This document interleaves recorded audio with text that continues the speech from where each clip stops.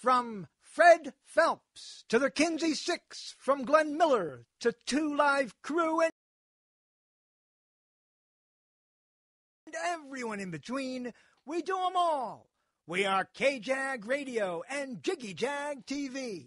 Back here on Jiggy Jag TV. Yes, indeed, JiggyJagTV.com. I'm Jigman Freud, and we're out here at the Public Library here in Salina, Kansas. And from Tucson to the Grand Rapids, Laura's with us. I'm going to get the hell out of the way and let her talk, because we're going live, too, on her little deal, too. Go ahead and give us a brief introduction on yourself. Yeah, so I'm a performance artist, which doesn't really, just means that I do strange projects like this. Pretty much. So, I am walking from Tucson, Arizona to Grand Rapids, Michigan. And I'm walking specifically from my house to my mom's house. I haven't been back home in 4 years, and so it's a personal project as well as a bigger project. I'm from a small town, and I'm in search of community in America. What does that look like in the 21st century? So it's not precisely a rugged solo journey. I've got a webcam on my head and a computer strapped in front of me. I've got my cell phone / GPS / etc. and some nice hiking boots. And I'm staying in people's homes. So everywhere I go, I connect with people through old school social networking. So churches and community organizations and the Chamber of Commerce and all sorts of things like that. I'm more interested in connecting with everybody along the way and seeing what those connections bring, and then somebody calls ahead to the next town. Then it is like, I'm going to cross the country, fast and go lots of miles. I mean, today I only did 8, which for some of my brothers like only 8, but for me, I try to do 15 or 25 miles a day. And it depends on how far apart the towns are. So I plan it out all ahead of time. So I know, what my next town is and how far away it is, and I tried to keep it close enough so that I could make the distance.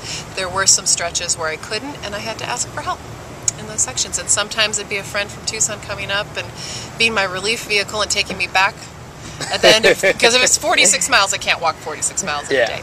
I don't even have a tent.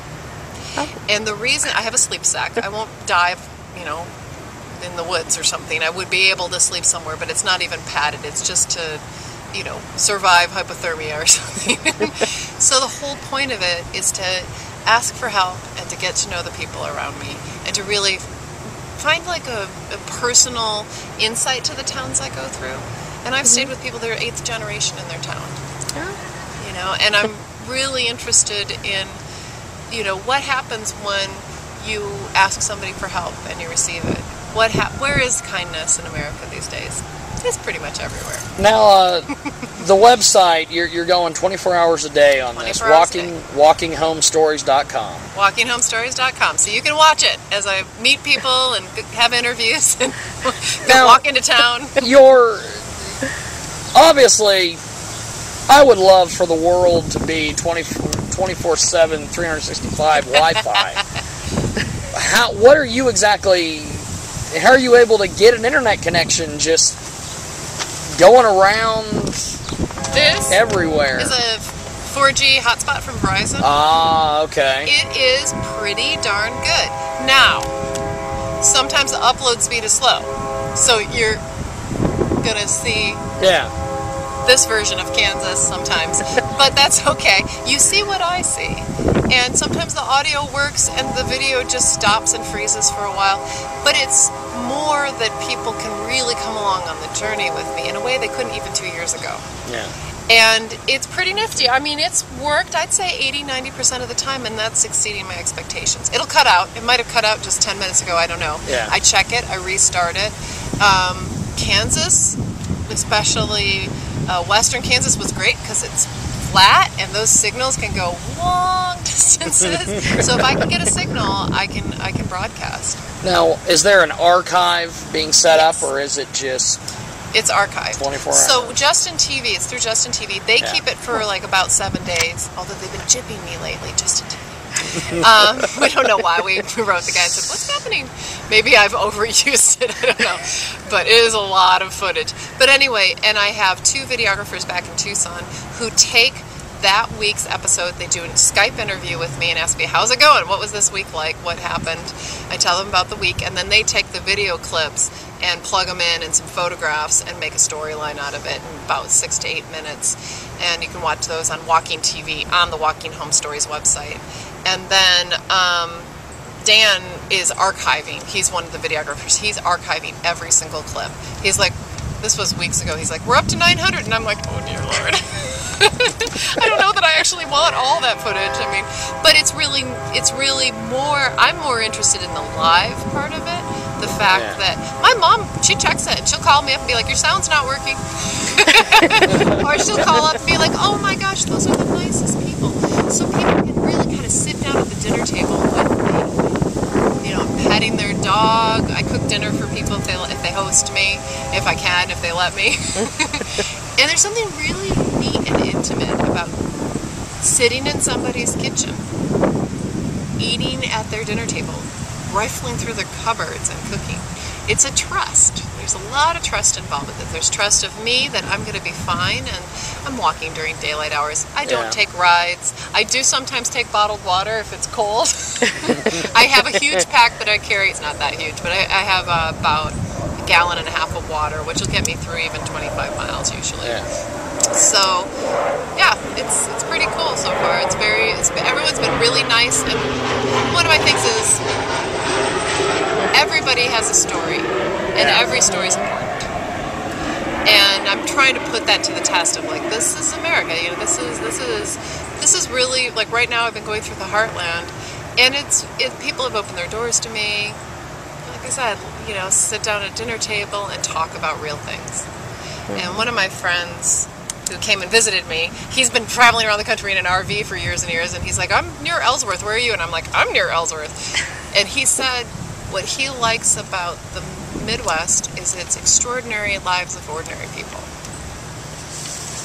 I really like that. Maybe I'll call it that when I write a book. No, I'm not going to write a book probably. I do blog. I blog about once a week. My mom does the mom report every day. She calls me and she says, who are your hosts and how did it go and are there any problems and how are your new boots and things like that. So, is there any I guess sponsors or anything along the way, or has it all new boots? And I'm talking to Logitech right now, and then I've got a solar panel for it's mostly to power up my cell phone, so I never lose power on it. I can always plug it in. They gave me a huge discount, and same thing with the NovaCell battery that I've got hooked in here. They gave me a big discount on the battery. You know, and so I just called everybody up. I did research and looked it up ahead of time and called them and told them what I was doing. And guys who sell batteries for computers are actually, that's really cool. They're like, really? That's so cool. You're going to wear a webcam all across the country. I'll watch. Now, due to the fact you've got the webcam and you're doing all the different things that you're doing, are you getting involved with Facebook and Twitter and Foursquare and all these social... If people, like if it's networking things? I'm using old school social networking across the country. I'm not couch surfing. I'm not doing that because I think that if you know, I'm interested in the way that technology connect and disconnect us from the people around us, and it can be a wonderful connection. So when I'm at my host house and they're like, do you have Facebook? I'm like, yeah, and they friend me, and then we're friends then, and they can keep up with me. And my mom does the mom report on my Facebook too, and I have a link. I have a Walking Home Story Facebook page, and there's a link to it so people can go on. So there is that, and I've got a Twitter, and I've got all this, you know, usual stuff, but I'm not using that for my ways of connecting to people in town. I'm more likely to walk into the Chamber of Commerce and be like, tell me about your town. How do I find a host here? Because I was thinking with Foursquare, you would be the mayor of everything. Now, basically the setup is the webcam is plugged in to It's like, what is it, the thigh bone is connected to the hip bone. So I've got my computer, I've got my little live feed here. Yeah.